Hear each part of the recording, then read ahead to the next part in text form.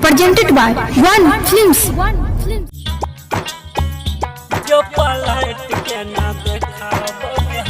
Singing by Sanjit Sajan. या बेसहना पैबो तोहारो सीताम जो पलट के ना देखाबोगे हम आबे सहना पैबो तोहारो सीताम जो पलट के ना देखाबोगे हम हाथ के जान छुड़ाइए ललही प्यार के मोर भुलाइए दिलही एक रत्ती लहो ने सराम बेवफाया बेसहना पैबो तोहारो सीताम जो पलट के ना देखाबोगे हम जो पलट के ना जो पलट के ना जो पलट के ना देखाबोगे हम देखाबोगे हम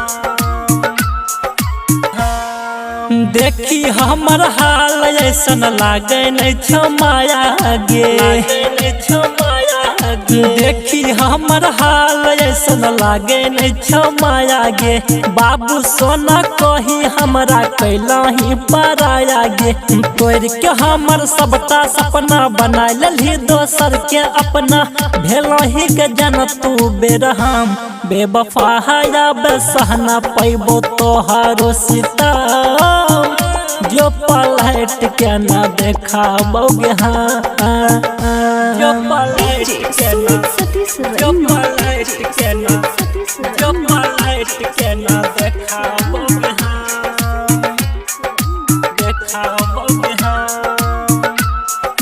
हम छोड़ के खोता उड़लही तोता भागलियो बेचैन गे भागलियो बेचैन गे छोड़ के खोता उड़लही तोता भागलियो बेचैन गे संजित साधन के ना जीतो लागे नहीं छमान गे पंकज राजू भूलिए जैतो रूप सराज के याद सतैतो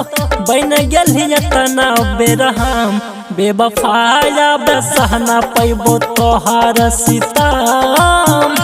जो पलट के ना देखाबोगे हम साक्षी रिकॉर्डिंग स्टूडियो सोनामुखी बाजार।